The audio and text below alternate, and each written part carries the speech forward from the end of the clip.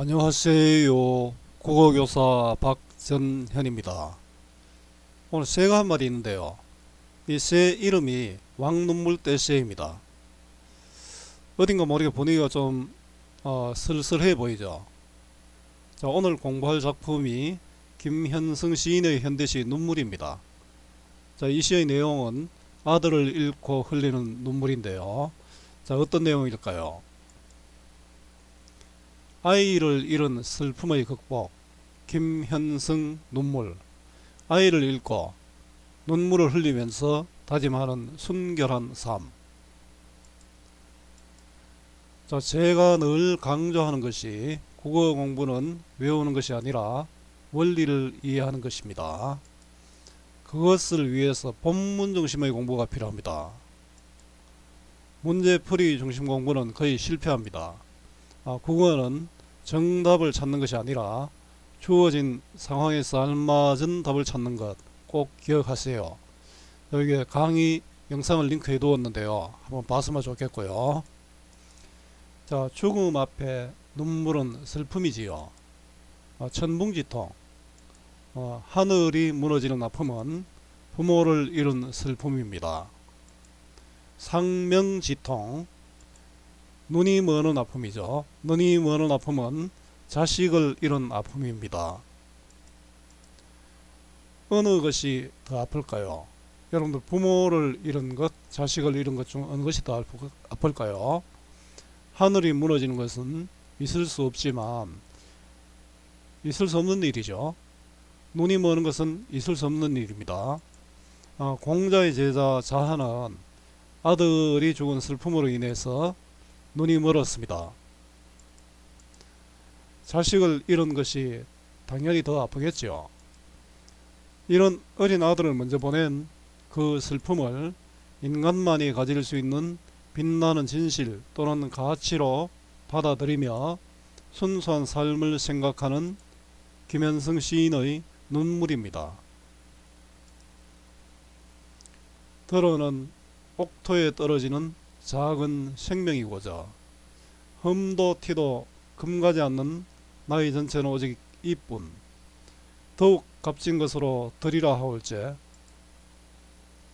나의 가장 나아종지는 것도 오직 이뿐 아름다운 나무의 꽃이 시듬을 보시고 열매를 맺게 하신 당신은 나의 웃음을 만드신 후에 새로이 나의 눈물을 지어 주시다. 김현승 눈물. 자, 들어는 옥토에 떨어지는 작은 생명이고자 뭐가요? 바로 눈물이 이렇다는 거죠. 자, 옥토의 뜻을 한번 볼까요? 옥토는 기름진 땅인데, 자, 이 옥토에 떨어지는 작은 생명이 눈물임을 깨달았잖아요. 그래서 이 옥토는 절대자의 뜻을 깨닫는 공간이라고 할 수 있습니다. 자, 작은 생명의 공간은 바로 눈물이죠. 자, 이 시에서는 눈물의 의미를 파악하는 것이 굉장히 중요합니다. 자, 작은 생명은 옥토에 떨어져서 작은 생명이 되니까 눈물은 새로운 생명을 위한 씨앗이 되고요. 또 이 눈물은 또 새롭게 태어나잖아요. 그래서 이제 부활의 심상을 갖게 됩니다. 고저, 이 고저를 통해서 작은 생명이 고저 이기를 바랍니다. 이런 소망이 담겨 있죠. 그래서 소망이 담긴 어조라 했고요. 순결한 생명의 소망을 보여주고 있습니다. 자, 작은 생명이고요. 흠도 티도 금가지 않는, 자, 흠도 티도 금가지 않는, 자, 흠이나 티나 금은 순수하지 않은 것이죠. 이것도 금가지 않았으니까 어떻습니까?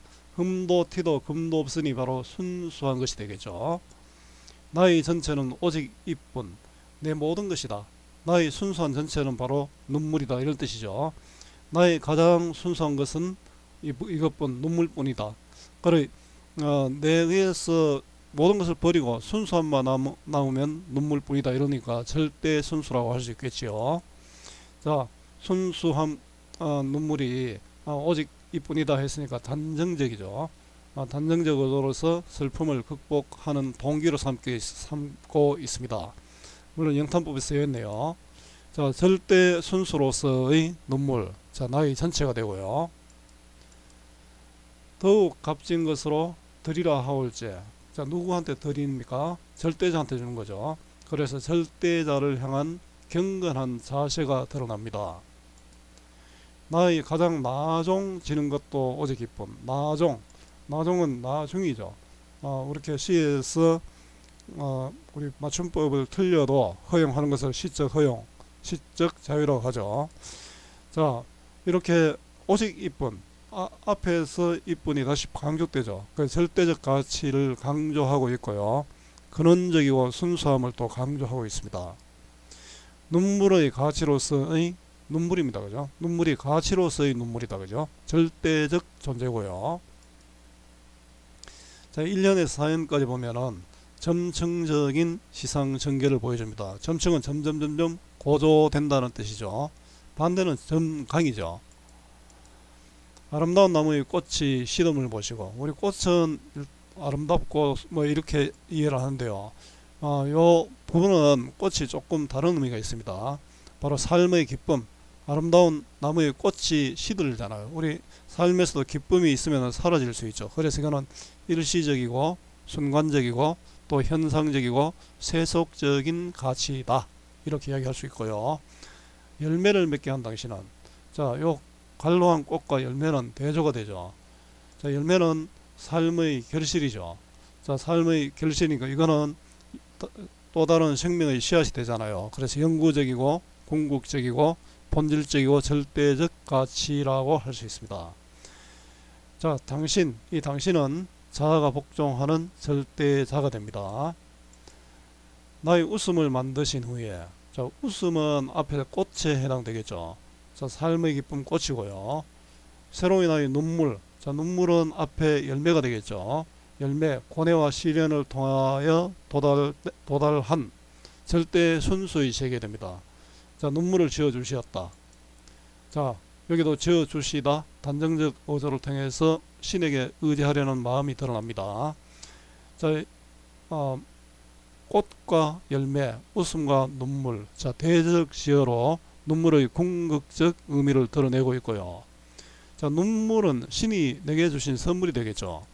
자, 아름답고 가치 있는 성숙한 삶을 살기 위해 신이 내게 눈물을 주셨다. 자, 신의 섭리와 은총으로서의 눈물입니다. 자, 함께 읽으면 좋은 시 소개하고 내용 정리해 보겠습니다. 정지영의 유리창, 역시 아들을 읽고 쓴 시고요. 김광균의 은수저, 역시 아들을 읽고 쓴 시입니다. 월명사의 제망매가는 누이를 읽고 쓴 향가가 되겠죠. 자, 이규보의 도서녀라는 한 시도 있는데요. 딸을 읽고 쓴 시입니다. 작품들 같이, 김현성의 눈물과 같이 읽어보면 좋은 작품들입니다. 자, 갈래는 자유로운 형식의 자유시고요. 개인의 마음을 담은 서정시입니다. 성격은 종교적이죠. 절대자에게 의지하고 있잖아요. 명상적, 생각을 많이 하는 거죠. 또 상징적 의미를 부여하고 있습니다. 그래서 상징적이 되고요. 주제는 슬픔의 종교적 성화, 또 슬픔의 종교적 성화를 통한 순결한 삶의 추구입니다. 자식을 잃은 그 아픔, 말로 표현할 수 없죠. 자, 그 상황에서도 자, 이런 생각을 한다는 것은 절대자에게 귀함으로써 얻을 수 있는 것인지도 모르겠습니다. 자, 특징, 절대자에 대한 믿음으로 슬픔, 눈물을 신의 섭리로 받아들이고 있고요. 부정적 의미로 쓰이는 눈물에 생명, 순수, 열매의 의미를 부여하고 있습니다. 대립적 시어로 눈물의 궁극적 의미를 드러내고 있고요. 경어체를 사용하여 경건한 분위기를 조성합니다.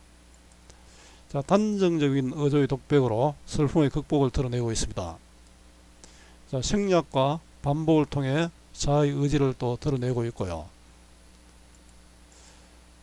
자, 이 시에 화작하고 싶은 말을 한번 말해보자인데요. 선생님이 바쁘게 한번 정리해봤습니다. 아들을 잃고 슬픔에 빠진 자아는 눈물을 신이 주신 선물로 받아들이며 아름답고 가치 있는 순결한 삶을 다짐하면서 슬픔을 극복하고 있습니다. 자, 국어 공부 어렵습니다. 뭐 물론 여러분들 그만큼 투자를 하지 않기 때문이기도 하죠. 학교 수업하고 학원 수업과 인강까지 들어도 오르지 않는 국어 성적, 그 이유가 무엇일까요?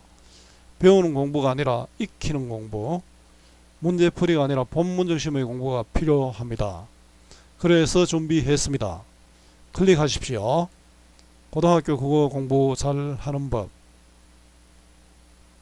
네이버에서 국어 공부 잘하는 법 이렇게 검색해도 됩니다. 자, 오늘 김현승 시인의 눈물 수업이 여러분들에게 조금이라도 도움이 되었으면 좋겠습니다. 수고 많았고요. 오늘도 고맙습니다.